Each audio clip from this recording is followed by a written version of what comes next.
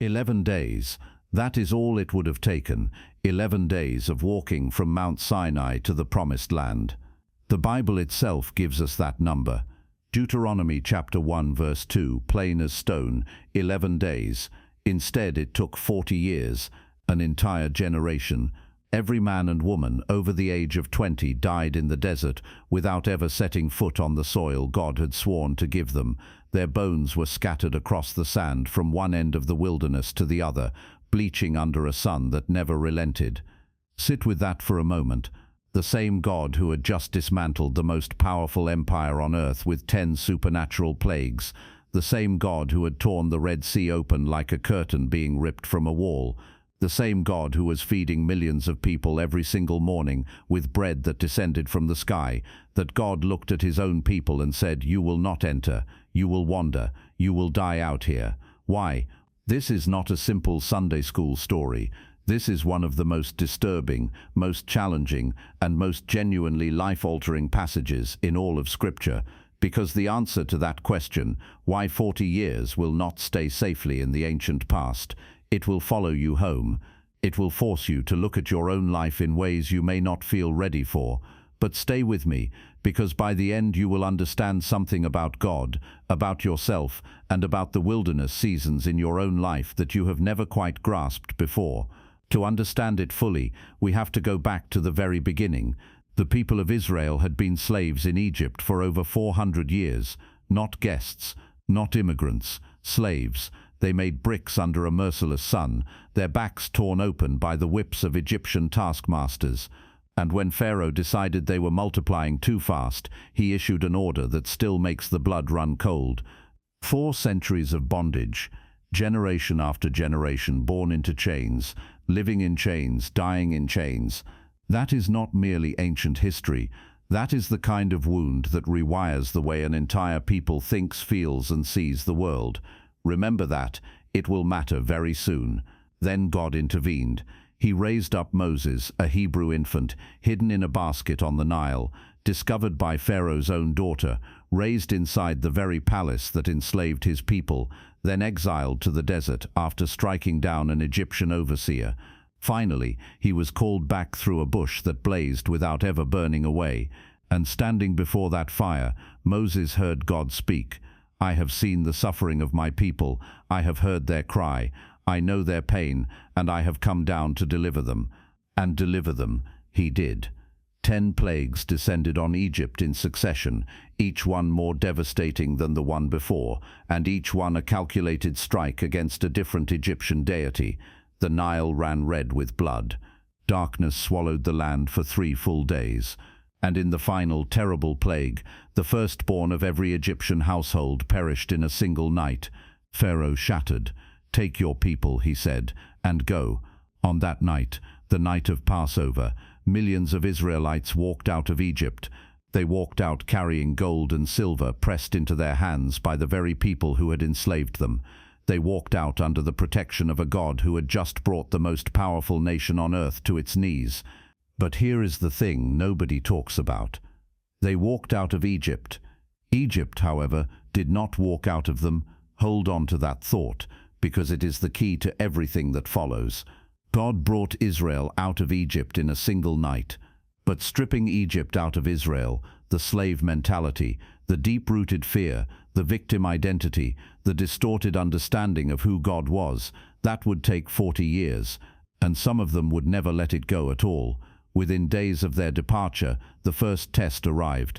Pharaoh changed his mind. He unleashed his entire military, 600 elite war chariots, cavalry, infantry, thundering across the desert in pursuit. Picture the scene. The Israelites are camped at the edge of the Red Sea. Behind them, a wall of dust marked the approach of the most feared military force the ancient world had ever produced. Before them, nothing but open water. There was nowhere to run. And what did the people cry out? Was there a shortage of graves in Egypt? "Is that why you dragged us out here to die? We told you to leave us alone. Slavery would have been better than this." Let that sink in. They had tasted freedom for a matter of days, not years, not decades, days, and already they were rewriting the story. Already 400 years of whips and chains and drowned infants were being softened in their memory, as though any of that suffering were somehow preferable to a single moment of not knowing what comes next. This is not a failure unique to ancient wanderers in the desert. This is human nature stripped to its core. We romanticize the prisons we know because the freedom we don't know terrifies us more. Familiar pain feels safer than unfamiliar possibility, and we will choose it almost every time. But the story wasn't over. Moses raised his staff over the water. A fierce east wind began to howl, tearing through the darkness all night long, and by morning something impossible had happened. The sea had split in two. Walls of water rose on either side like towering cliffs, and between them lay dry ground. An entire nation crossed on foot. Men, women, children, the elderly, livestock, all of them walking the floor of the sea. When the Egyptian army charged in after them, God released the waters. Every chariot, every horse, every soldier gone. The mightiest military force on earth vanished in minutes, and Israel erupted. They sang, they danced, and Miriam seized a tambourine. The greatest day in their history had come and gone, but here is something most people overlook entirely. The Red Sea was not simply a rescue, it was a severance. When those walls of water came crashing down on the Egyptian army, they also crashed down on every possibility of return. The road back was gone, swallowed beneath the sea. God had not merely opened a door forward, he had locked the door behind them forever.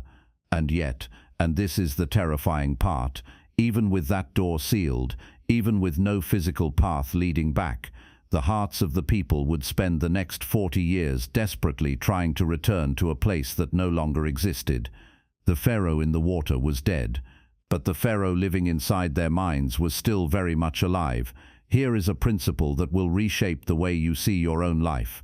God can transform your circumstances in a single night, but transforming your mind, the way you see yourself, the way you respond to fear, the way you choose to trust, that is an entirely different journey, and sometimes that journey takes a very, very long time. So how long did the gratitude from the Red Sea actually last?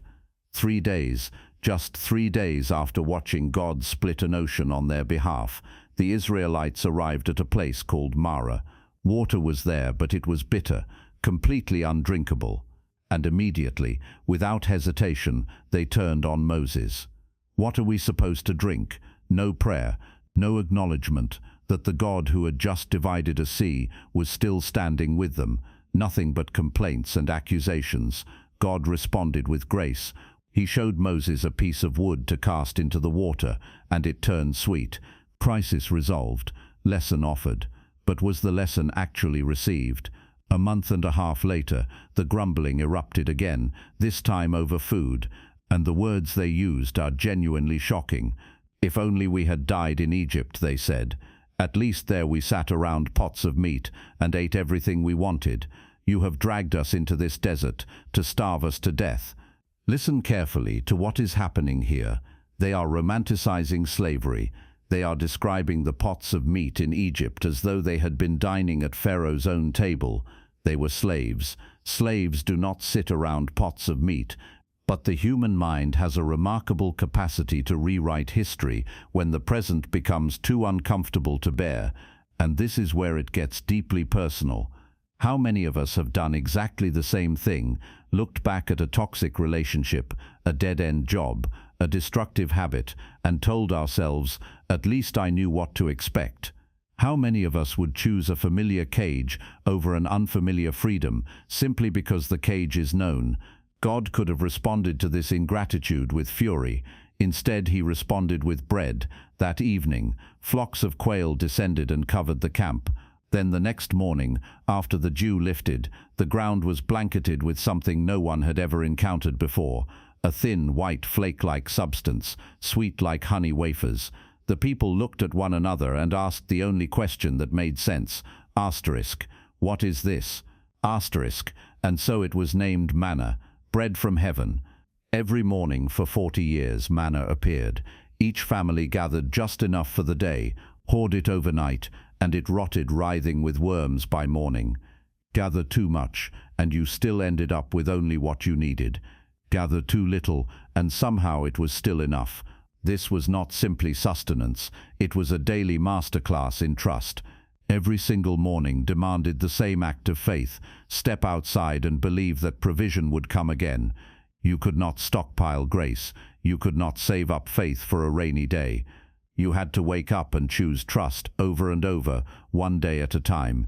Moses later explained the deeper purpose behind all of it. In Deuteronomy chapter 8, he told the people, God humbled you, caused you to hunger, and then fed you with manna, to teach you that man does not live on bread alone, but on every word that comes from the mouth of God. Consider what was actually happening here. God was reprogramming an entire nation's understanding of provision. In Egypt, bread came from Pharaoh. You worked for it. You earned it. Your survival depended entirely on a human master. In the desert, bread fell from heaven, unearned, undeserved, simply there when the morning came. God was doing something profound through this daily miracle. He was systematically dismantling the slave economy these people carried in their minds and replacing it with something entirely different, a grace economy. You do not work for my love. You receive it, fresh every single morning. And here is something that should stop you cold. When the Israelites tried to stockpile the manna, gathering extra, hoarding it through the night, it rotted. Maggots, stench, ruin. But on Friday, when God specifically instructed them to collect a double portion for the Sabbath, that extra supply stayed perfectly fresh. Same manna, same desert air, completely different result. Why? Because obedience preserves what hoarding destroys. When God tells you to save, it lasts. When fear and distrust drive you to clutch and hoard on your own terms, it decays right in your hands. Thousands of years later, when the devil confronted Jesus in the wilderness, Jesus reached back to this very moment, quoting the exact same words from Deuteronomy. Manna was never merely food. It was a message written in bread, a prophecy embedded in the desert floor, pointing forward across centuries to something, someone infinitely greater. Jesus himself would later stand before a crowd and declare, I am the bread of life. Your ancestors ate the manna in the wilderness, and they died. But here is the bread that comes down from heaven, so that anyone may eat of it and not die. The manna was always a shadow. Christ was the substance it foreshadowed. But the wilderness complaints refused to stop. At Rephidim, the people quarreled again, this time over water. Moses, exhausted and overwhelmed, cried out to God, What am I supposed to do with these people? They are about to stone me. God's answer was characteristically simple and miraculous. Strike a rock with your staff. Water poured out in abundance. Another crisis resolved. Another lesson quietly ignored. Then came Amalek, Israel's first battle as a free people, and it delivered a truth none of them expected. While Joshua led the fighting on the plain below, Moses stood on a hilltop with his arms raised toward heaven. When his arms were lifted, Israel prevailed. When exhaustion pulled them down, Amalek gained ground. So Aaron and Hur stood on either side of Moses and held his arms steady until the sun finally set. Israel won. Victory had nothing to do with troop numbers. It depended on the posture of the leader and the faithfulness of those who stood beside him. Nobody wins alone, not in war, not in life, not in faith. Now the story turns toward Sinai, and everything is about to change.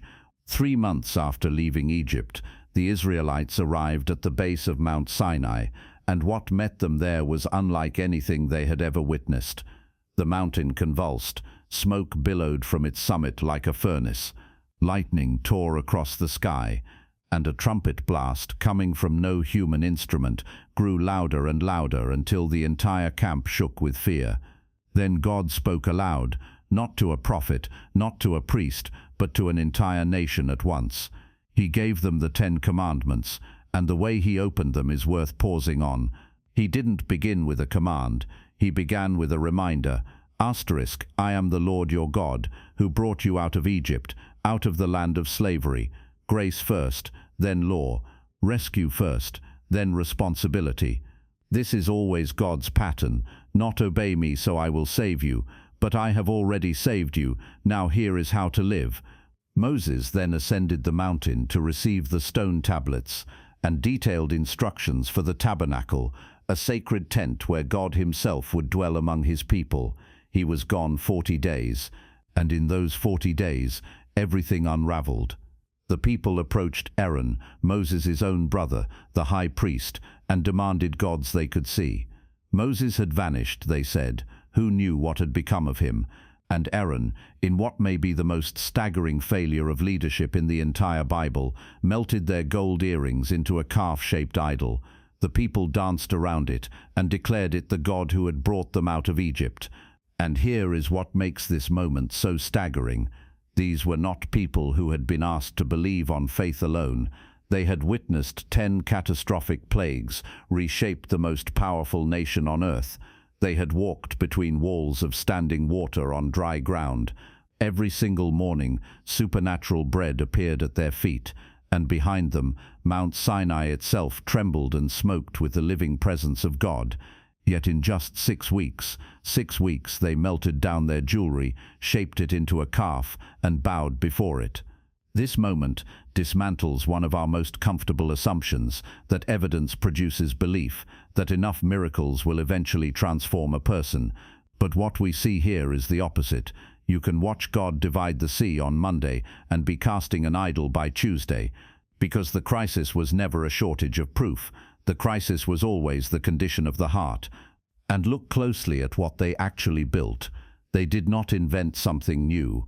The golden calf was Apis, Hathor, the sacred bulls of Egypt, the gods woven into their earliest memories, their years of slavery, their entire former identity.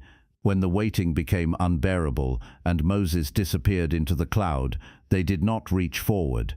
They reached back to the familiar, back to the old country, back to what felt like home. That is what makes the golden calf so devastating. It was not simply idolatry, it was regression.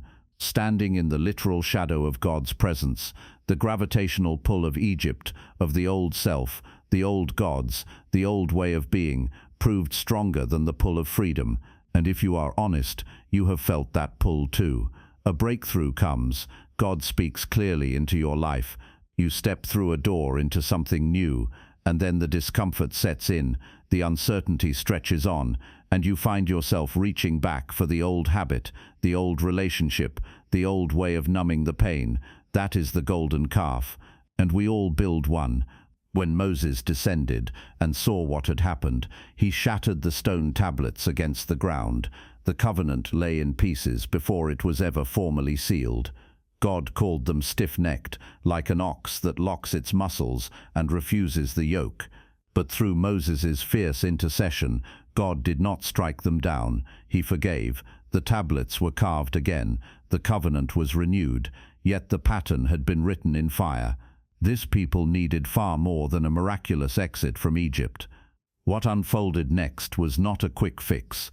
The transformation required of this people ran bone deep, a rewiring of identity, of trust, of courage, and that kind of change demands time measured in years, not days. And so we arrive at the hinge point, the single moment that converted an 11-day journey into a 40-year sentence. 2 years after leaving Egypt, the Israelites reached Kadesh Barnea, the southern threshold of the Promised Land. They could practically touch it. Moses selected 12 scouts, one from each tribe, and sent them north into Canaan with a simple mission: explore the territory and bring back a report. They were gone for 40 days. That number, as we'll see, was about to echo through the rest of this story in a devastating way. When the scouts returned, they carried evidence that silenced every doubt about the land itself. A single cluster of grapes, so enormous that 2 grown men had to sling it across a wooden pole and carry it between them. They brought pomegranates. They brought figs. For a people who had survived on manna alone for 2 years, this fruit wasn't just food, it was confirmation. The Promised Land was no legend. It was lush, it was real, and it was right there waiting. The land is extraordinary, the scouts declared. It flows with milk and honey. But then came a single word that unraveled everything. Asterisk. However, asterisk, the people living there are powerful, the cities are heavily fortified, and we saw the descendants of Anak, giants walking among them. Here is something worth pausing on. All 12 scouts were in complete agreement about the land itself.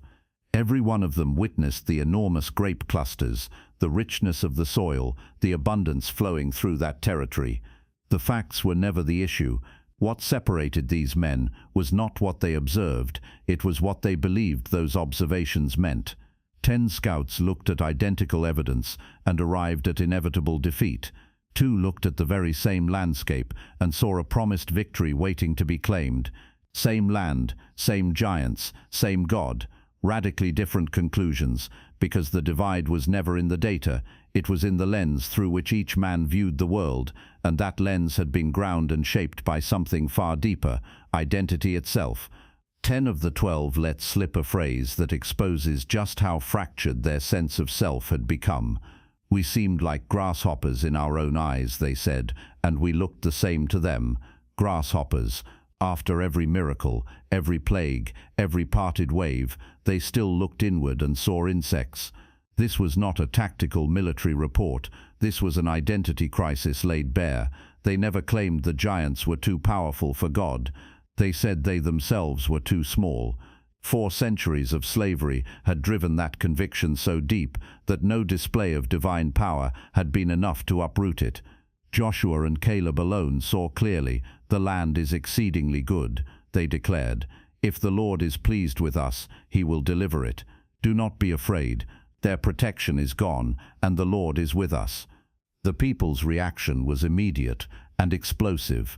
They wanted to stone Joshua and Caleb, to strike down the only 2 men courageous enough to speak the truth. And then they uttered the words that would seal their fate forever. Let us choose a new leader and return to Egypt. Back to Egypt. After the plagues, after the parting of the Red Sea, after bread raining down from heaven, after hearing the very voice of God thunder from the mountain, after all of that, they were ready to elect a replacement for Moses and march themselves back into chains. That is when God spoke. "How long will these people treat me with contempt? How long will they refuse to believe in me, in spite of all the signs I have performed among them?" Listen carefully to those words, because that is not the voice of a tyrant reaching for punishment. That is the voice of a heartbroken father. "How many seas must I divide? How many miracles must I perform? How many mornings must bread appear at your feet before you finally trust me?" And then came the sentence. Not one person who witnessed his glory and then disobeyed, who tested him those 10 times, would ever set foot in the promised land. Their bodies would fall in the wilderness.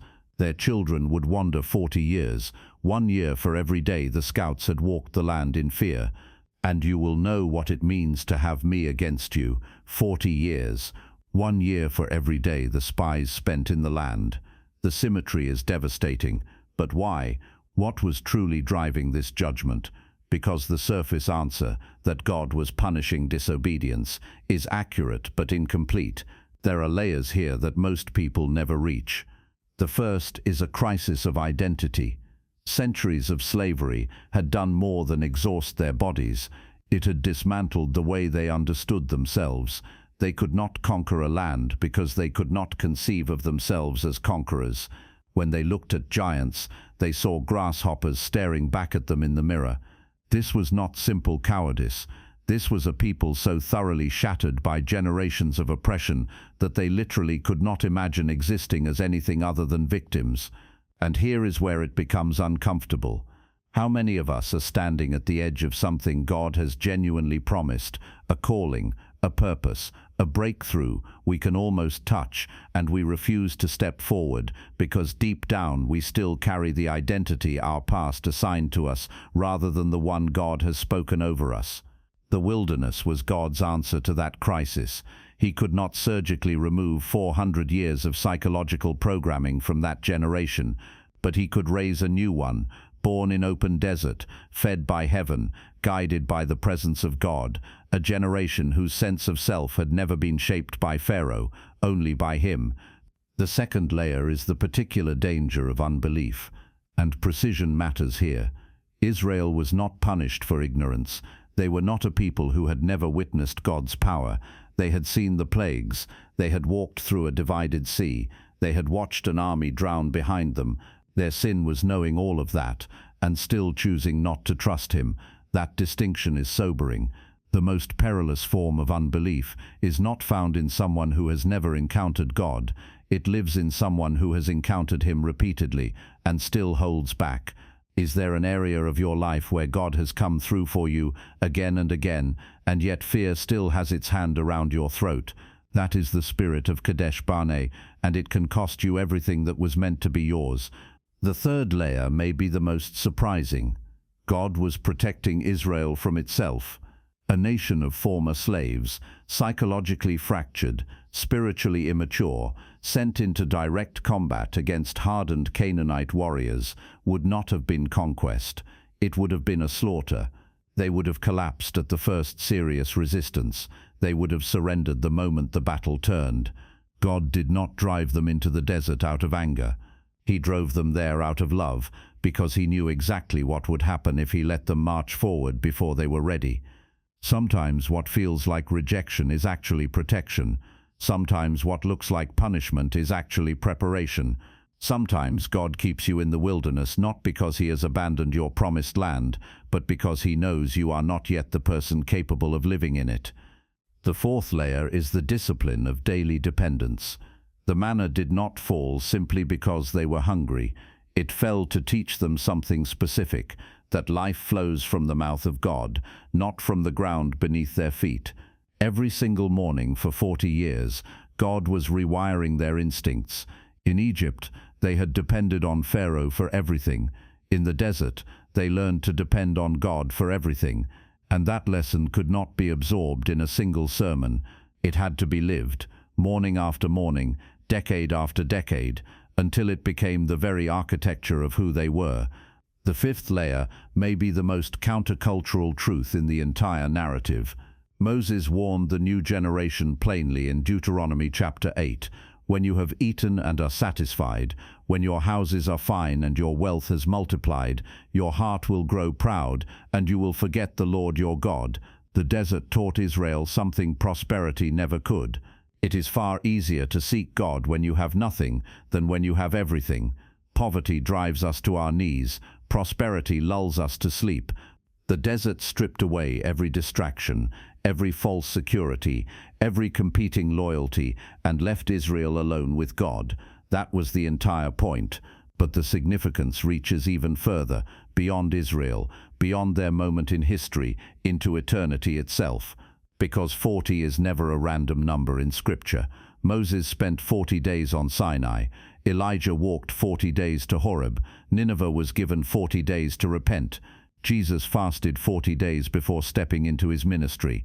The number 40 functions as a threshold, a concentrated season of testing and transformation that always precedes something entirely new. Israel's 40 years in the wilderness were not merely a punishment handed down in anger. They were a prophetic template, a pattern woven into the fabric of salvation history, pointing forward to the ultimate wilderness, the one Jesus himself would enter, to face the very same temptations Israel had failed, and to triumph where they had fallen. Now, let me tell you what those 40 years actually looked like, because it is almost certainly not what you picture. Most people imagine 4 decades of silence, God turning away, leaving a stubborn people to wander in the heat and the dust. Forgotten, that image could not be further from the truth. The pillar of cloud never left. Every single day for 40 years, a visible manifestation of God's presence hung over the camp. Cloud by day, shielding them from the brutal desert sun. Fire by night, pushing back the darkness. When the cloud moved, they moved. When it stopped, they stopped. All they had to do was look up, and the answer was right there. God is still here, and the manna never stopped either. For 40 years, God cooked breakfast for an entire nation. Every morning without exception, bread materialized on the ground. In a desert where nothing grows, millions of people ate every single day. That is not abandonment. That is relentless, stubborn, daily faithfulness. And here is a detail almost too extraordinary to absorb. Deuteronomy chapter 8 records that their clothes did not wear out and their feet did not swell during those 40 years. Their sandals lasted 4 decades. Their garments never tore. For an entire generation in a brutal wilderness, the ordinary laws of wear and decay were simply suspended. Think about what that means in practice. Every time an Israelite looked down at his feet, every time a mother wrapped her child in a cloak, they were touching a miracle. The evidence was literally on their bodies. Now consider the scale of what was happening. Scholars estimate the Israelite community in the wilderness numbered somewhere between 1.5 and 2 million people. To sustain that many lives in a desert, the daily provision of manna alone would have needed to blanket an enormous stretch of ground. Add to that the demands of water, sanitation, and the organization required to move a city the size of modern Houston across hostile terrain, and the logistical miracle becomes almost incomprehensible. This was not a small band of wanderers sleeping under open skies. This was one of the largest organized communities in the ancient world, kept alive entirely by divine provision in a place where survival should have been flatly impossible. And God did it every day without interruption, 14,600 consecutive days. That is not the behavior of a God who has turned away from his people. That is the behavior of a God who is obsessively, stubbornly, almost ferociously faithful, even when his people do not deserve it, even when they complain about the very manna he gives them, even when they accuse him of trying to strike them down in the wilderness where he is actively keeping them alive. But there were also terrible moments woven into those years. When Korah led 250 leaders in open rebellion against Moses, the earth split apart and swallowed them. When the people grumbled yet again, venomous snakes moved through the camp, though God also provided the remedy, a bronze serpent lifted on a pole, and anyone who looked at it lived. Centuries later, Jesus would point directly to that image as a foreshadowing of his own crucifixion. And then there was the heartbreaking failure of Moses himself.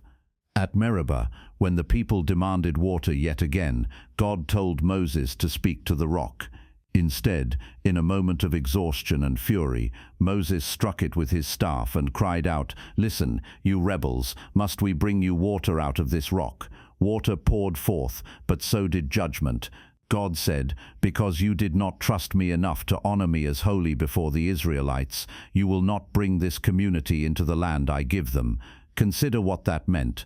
This was Moses, the man who had stood toe-to-toe with Pharaoh, who had climbed Sinai and spoken with God face to face, who had thrown himself between an angry deity and a faithless people more times than could be counted. Even he would not cross the Jordan. One unguarded moment of misplaced rage, and the greatest leader in Israel's history lost the right to finish what he had started. That tells you 2 things. First, God holds leaders to a higher standard, because their actions don't just represent themselves, they represent him to everyone watching. Second, no one, regardless of their history or their stature, stands above the consequences of their own choices. And so, year after year, the old generation faded. One by one, they were buried in the sand. But as they disappeared, something new was quietly taking shape. Their children, born in tents, raised on manna, knowing nothing of life except the wilderness and the God who sustained them through it, were growing up.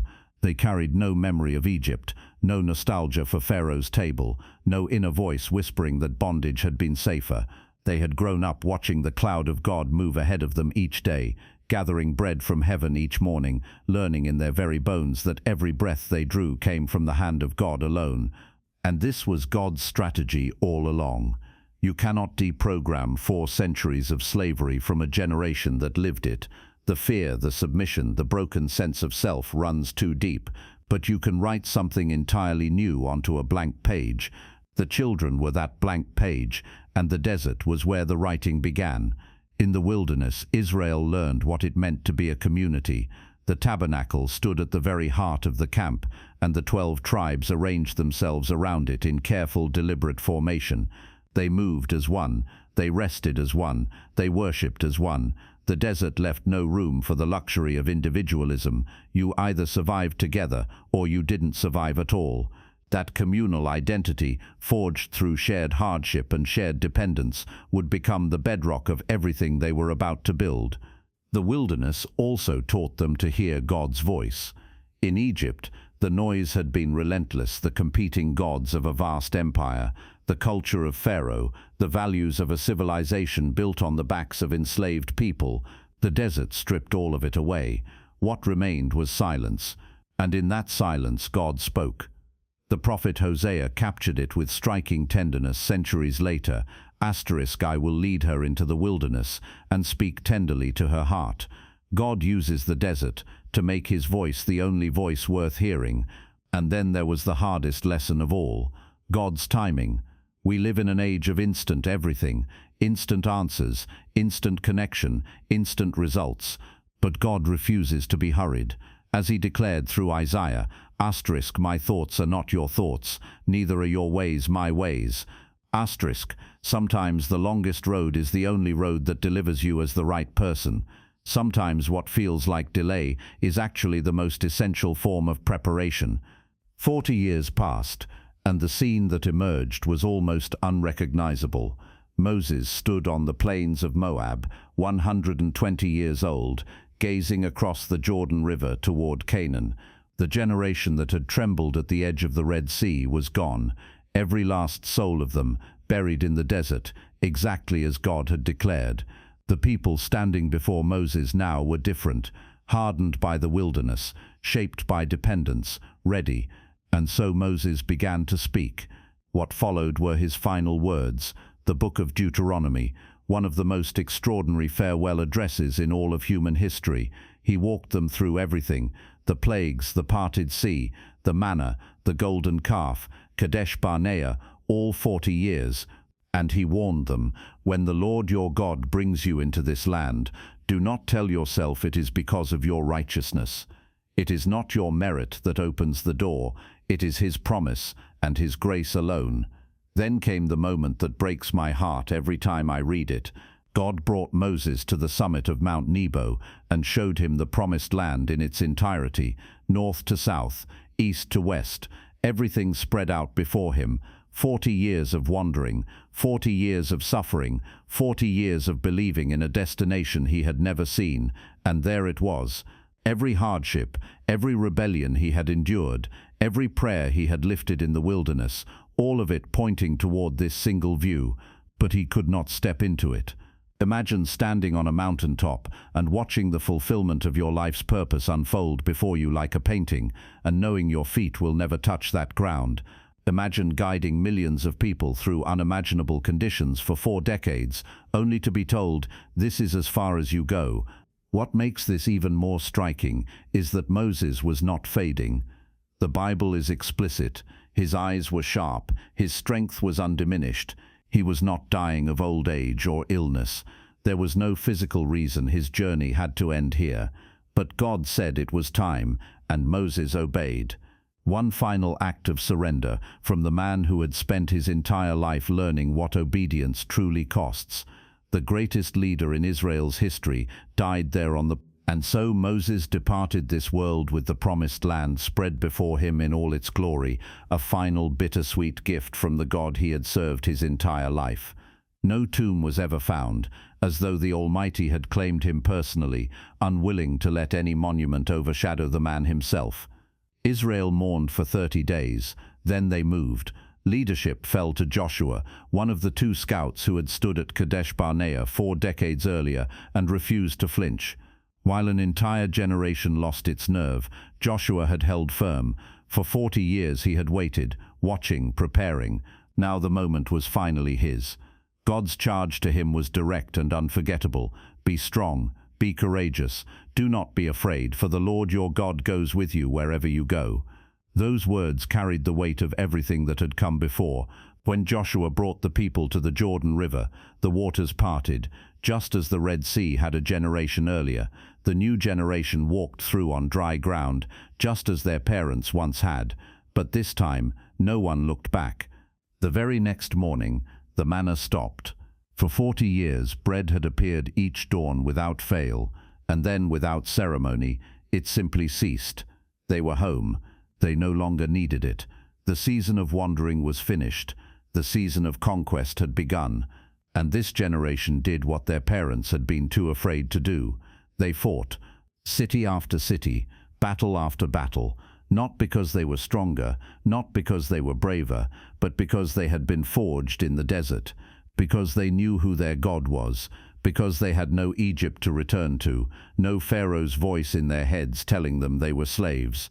Now there is one man in this story whose life might be the most inspiring thread running through the entire account, and his name is Caleb.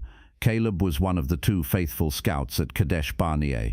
When every other voice in the camp said it couldn't be done, Caleb stood up and said it absolutely could. For that faith, God spared his life. But spared didn't mean exempt. Caleb still had to walk through the desert for 40 years alongside the very generation that had failed. He watched his peers die one by one, season after season, year after year. He waited, and he kept waiting. When the conquest finally began, Caleb was 85 years old. 85. Most people at that stage of life are searching for rest, for quiet, for ease. Caleb was searching for a fight. He walked up to Joshua and said something that still sends a chill through anyone who hears it. Give me this mountain, not a valley, not a plain, not land that had already been cleared and handed over.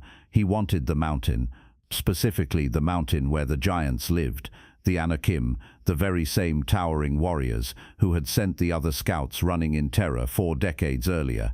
And then he said this, I am still as strong today as the day Moses sent me out.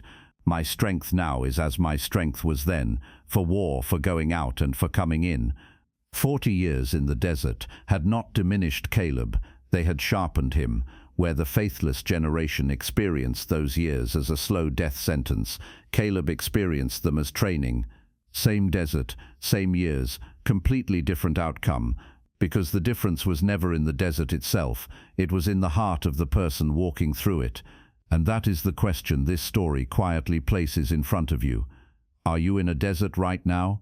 Maybe you have been there for a long time. Maybe you feel forgotten, overlooked, like your prayers are disappearing into silence. Maybe you look around and see nothing but sand and stillness, and somewhere deep down you have started to wonder whether God has simply moved on without you. He hasn't. Maybe your desert is a season of waiting for a door to open, for something to shift that has been frozen in place so long you've nearly stopped believing it ever will. Maybe it's a season of loss, the loss of someone you loved, the loss of a dream, the loss of the life you had carefully imagined for yourself by now. Maybe it's loneliness, or illness, or failure, or that hollow ache of watching everyone else seem to cross their Jordan while you remain standing in the sand. I need you to hear this. Every desert has an expiration date. 40 years was the longest wilderness journey recorded in Scripture, and even that one ended. The Jordan parted, the manna stopped because it was no longer needed, and the land of milk and honey proved to be exactly what had been promised. The people who endured the desert walked into it. What you do in the desert determines what you carry out of it. Caleb carried strength. The grumblers carried nothing. They didn't even make it out alive. The manna is still falling. The cloud is still present. Your shoes are not wearing out. God is not punishing you. He is preparing you. The desert is not your destination. It is your training ground, the place where everything non-essential gets stripped away until only one thing remains, you and Him. If these ancient journeys speak to you the way they speak to me, a simple subscribe keeps them coming. But here is the decision that defines everything. Will you be the first generation or the second? Will you spend your wilderness years grumbling, glancing backward, longing for Egypt's comforts? Or will you be like Caleb, using the waiting to grow stronger, to deepen your trust, to become the person capable of walking into the promised land and actually possessing it? The difference between 11 days and 40 years was never about distance. It was always about the heart. God is not asking you to be perfect. He is asking you to trust Him, to stop looking back, to stop seeing yourself as a grasshopper, to stop dreaming of a new leader who will march you back to Egypt. He is asking you to look your giants square in the eye and say what Caleb said with unshakable conviction: their protection is gone, the Lord is with us, your promised land is real, it is not a fantasy, and it is not reserved for someone more deserving. God spoke it over your life, and God does not abandon his word. But you have to be willing to cross the Jordan. You have to be willing to stand in front of the giants. You have to be willing to let the desert do its refining work in you, because the God who brought you out of your Egypt is the very same God who will bring you into your promised land. The God who has been dropping manna at your feet in the wilderness is the same God who has milk and honey waiting on the other side. The God who lit your path with fire by night is the same God who will fight your battles in the full light of day. 40 years of manna every single morning, 40 years of cloud by day and fire by night, 40 years of sandals that never wore through, of clothes that never fell apart, 40 years of presence, constant, faithful, stubborn, unshakable presence, even when his people grumbled, complained, and begged to go back to their chains. If God remained that faithful to a people who tested him 10 times over, he will be faithful to you. If he did not give up on Israel in the desert, he will not give up on you in yours. Even in the desert, God satisfies. Even in the waiting, God provides. Even in the silence, God speaks. And on the other side of your wilderness, there is a land flowing with milk and honey, with your name already written on it. Do not die in the desert, looking back at Egypt. Cross the Jordan, take the mountain. Your 40 years can end today. I want to leave you with one final image. When Joshua led the people through the Jordan, God instructed him to have 12 men reach down into the riverbed and carry 12 stones to the other side, a monument, a pile of ordinary rocks, and God told Joshua exactly why, so that when your children ask one day, "What do these stones mean?" you can look them in the eye and say, "This is where God brought us through." One day you are going to look back at this season, this desert, this waiting, this struggle, and you are going to stack your own stones. You are going to tell someone, "This is where God sustained me. This is where he fed me when I had nothing left. This is where he carried me when I could not take another step. This is where I finally learned to trust him." Your desert is not the end of your story. It is the chapter that makes everything after it possible, the chapter that gives the rest of your life its weight and its wonder. May the Lord bless you and keep you. May the Lord make his face shine upon you and be gracious to you. May the Lord turn his face toward you and give you peace.